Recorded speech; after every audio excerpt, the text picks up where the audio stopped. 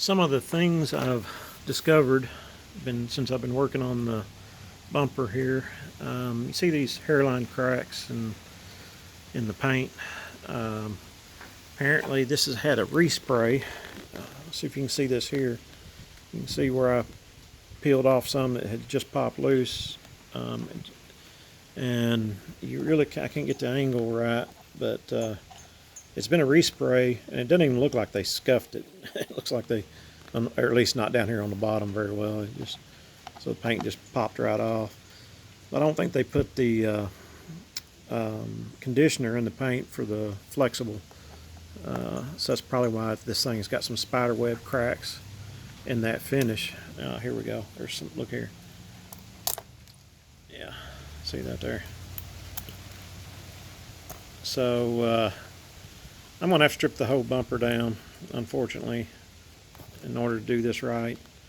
I'll have to take it all the way down, at least into the original coat. May not have to take all of the original coat off, but maybe get down to the primer coat, or pretty close, in order to get a decent surface and a finish on it that'll look right. So you can see here I flipped it over. I started to finish it and I just didn't feel good about it, so I stripped it back down and went in and beveled that crack out a little more after I had sanded it down, and I put some epoxy then right in that seam. And on the back side, let me see if I can get an angle on that. So you can see I put the screen mesh wire and epoxy. Let's see if I can get the whole thing.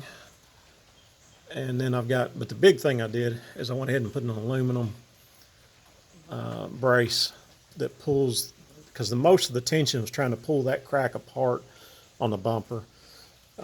So I went ahead and put that in there. It's actually epoxied in as well with that.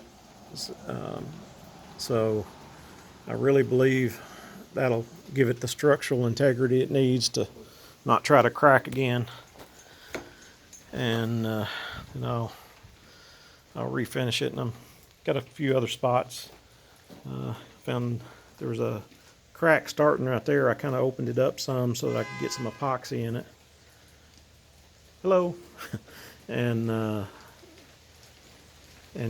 it's not cracked all the way through. You can't see the crack on the back side, but I went ahead and epoxied it from this side